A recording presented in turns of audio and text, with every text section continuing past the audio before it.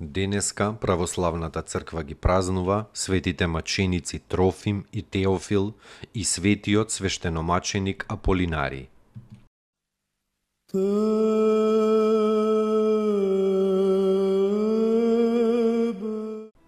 Светите маченици Трофим и Теофил и уште 13 со нив пострадале во Ликија во времето на царот Диоклецијан, бидејќи никако не сакале да се одречат од Христа, ниту да им принесат жртва на идолите, биле ставени на разни маки, ги толчеле со камења, ги стружеле со остро железо, им ги прекршиле колената и најпосле така измачени и повеќе мртви отколку живи ги фрлиле во оган.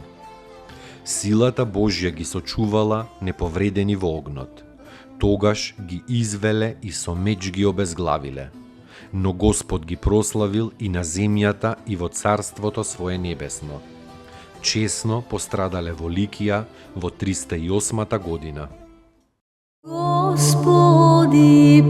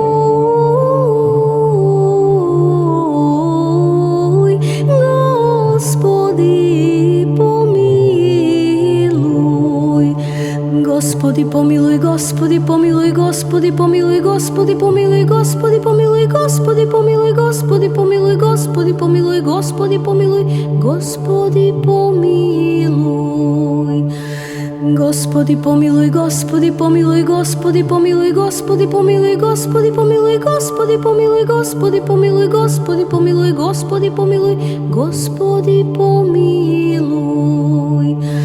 Господи, помилуј, Господи, помилуј, Господи, помилуј, Господи, помилуј, Господи, помилуј, Господи, помилуј, Господи, помилуј, Господи, помилуј, Господи, помилуј, Господи, помилуј. Господи, помилуј, Господи, помилуј, Господи, помилуј, Господи, помилуј,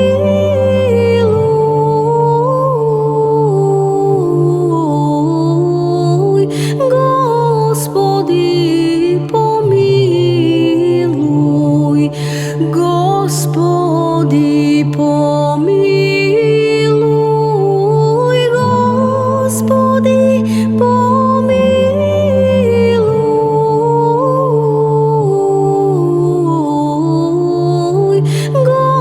Господи, помилуј, Господи, помилуј, Господи,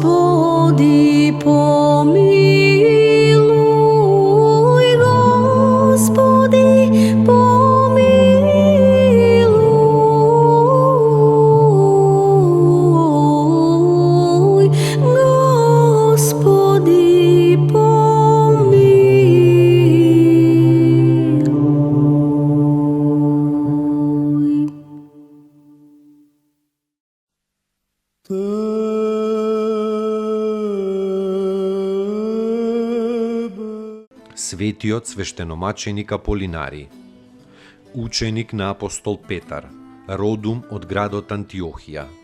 Светиот Петар го зел со себе од Антиохија во Рим и таму го ракоположил за епископ на градот Равена. Доаѓајќи во Равена, Аполинари влегол во домот на некој си војник Иринеј, на кого му го излекувал синот од слепило и преку тоа го обратил целиот негов дом во верата Христова.